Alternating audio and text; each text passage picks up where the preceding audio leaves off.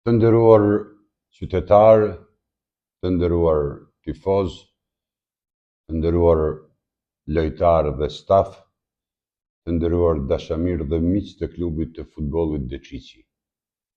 Ja jemi edhe në fund të vitit 2025, pranë festave të fundvitit, Krishtlindjes dhe vitit të ri, dhe zakonisht këto momente përdoren dhe shfrytëzohen për të bërë analizat e rezultateve dhe objektivave të arritura vitin që po lan mbas.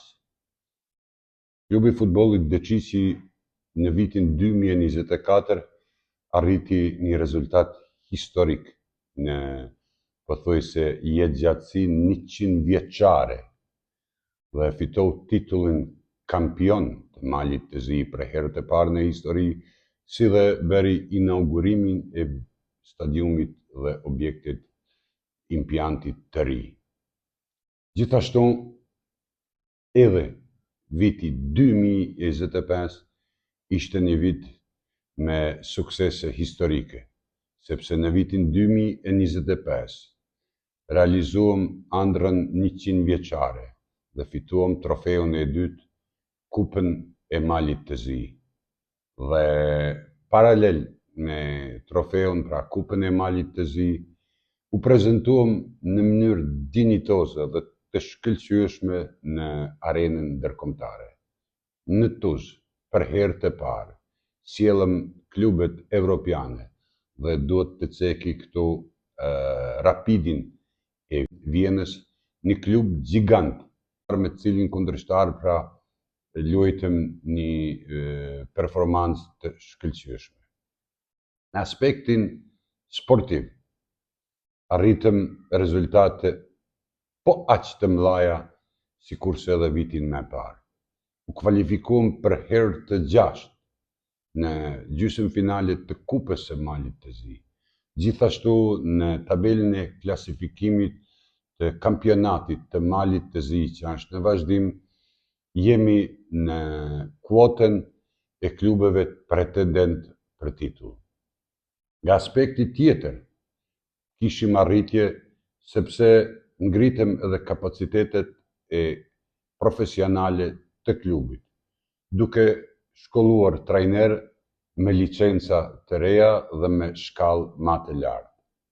Gjithashtu që është edhe më me benefit promovimi i lojtarëve të akademisë sonë në skuadrën seniore, dhe në radhë të parë duhet të përmendi 2 lojtarë që kanë debutuar, 2 lojtarë të ri, Mark Gjokaj dhe Halil Kajoshaj, të cilat me performancat e tyre janë duke konkuruar të jenë nesër shtylla e klubit të futbollit të Deçiqit. Gjë që u jep kurajo të gjithë lojtarëve të ri që të punojnë me profesionalizëm. Zakonisht në datat, kur shënohen datat historike dhe në kapërcyll të viteve, pra, shfrytëzohet rasti që të bëhet, pra të përkujtojmë të arriturat, por edhe të përcaktohen objektivat që klubi i ka në të ardhmen. Dhe në vitin 2026, në vitin jubilar, në 100 vjetorin të klubit, ne i kemi përcaktuar objektivat. Dhe ato janë në aspektin sportiv të arrim përsëri një trofe, ose pse jo të 2, sepse jem pretendent për të 2 trofe, të vazhdojmë me prezentime dinjitoze në arenën ndërkombëtare dhe përsëri të promovojmë lojtarë të ri nga akademia jonë. Por, kemi edhe në objektiv kremtimin e 100 vjetorit të klubit, që do të përpiqemi në gusht të vitit 2026 të bëjmë një spektakël madhështor në Tuzë. Ne me punën tonë, me angazhimin tonë, do të përpiqemi të ju japim emocione të pa harrueshme dhe të ju bajmë krenar, të dashur përkrahës, qytetarë dhe tifoz.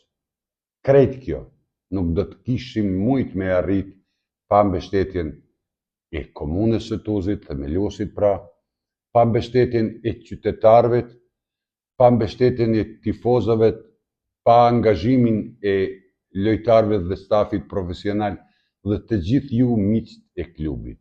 Dhe shfrytëzoj rastin që të ju uroj Krishtlindjet dhe vitin e ri. Shfrytëzoj rastin që të ju uroj shëndet, begati dhe realizimin e objektivave tuaja si qofshin personale, ashtu edhe kolektive. Gëzuar edhe një herë.